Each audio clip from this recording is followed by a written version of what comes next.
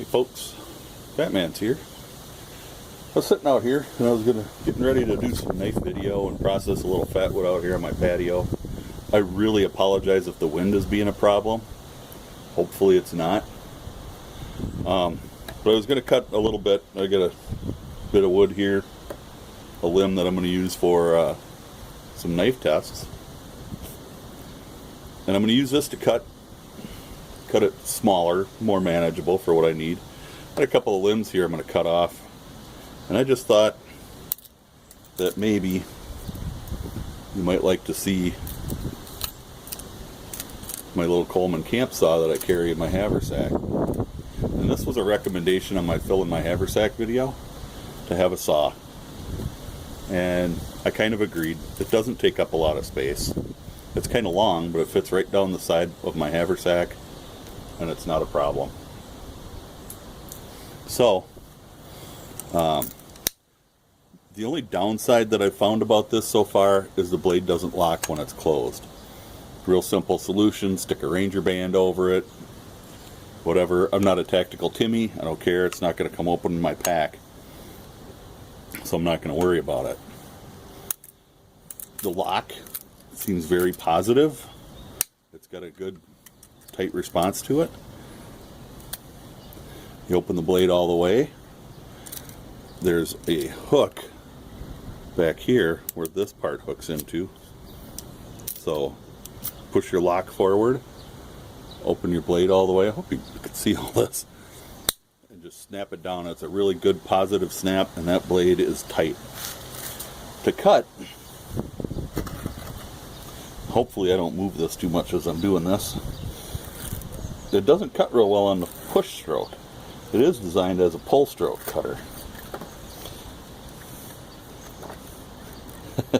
If this was better secured, it would cut better.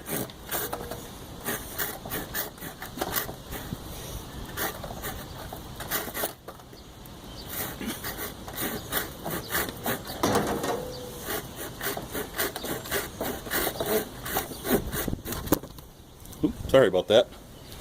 You can see that actually cut through there pretty quick. That's probably a good inch across. And you can see the resin in there too. So, you know, like I said, I'm kind of processing some fat wood here. So, I got no complaints about this little saw. It's been really good. And why would you want to spend 50 bucks on a saw? Or what is it? The Baco Laplander is pretty highly recommended by a lot of folks. And I think that's about a $30 saw. Well, I don't know. I don't know if it'll hold up any better than this, any worse. It's a little different design. I like the way the handle is on the pull stroke. It gives you something to hang on to here. It's got a little stop here so your hand doesn't come off it. So there's a little safety factor there too. I think it's a good saw for the money. 10 bucks. How do you beat it? Try another cut here. This stuff is really, really wet. We've had a lot of rain here. Last 3 days, I think we've had about a foot.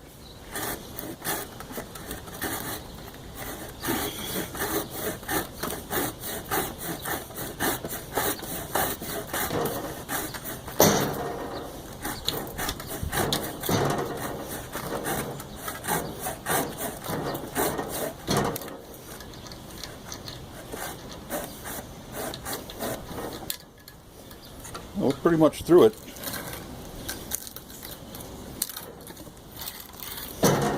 So there you go. I mean, it's pretty good diameter there. Nice little chunk of fat wood. That's if I'm guessing, that's probably about 1.5 inches, 1.25 inches. It's pretty good diameter.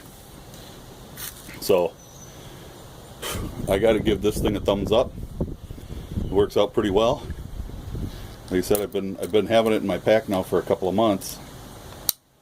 And I don't get out as much as I'd like to, but it sure works good. So, excuse me. Stay safe. God bless. And we'll get with you in the next video. I'm going to work this thing out a little more, and you'll see the rest in the knife test. Thanks for watching.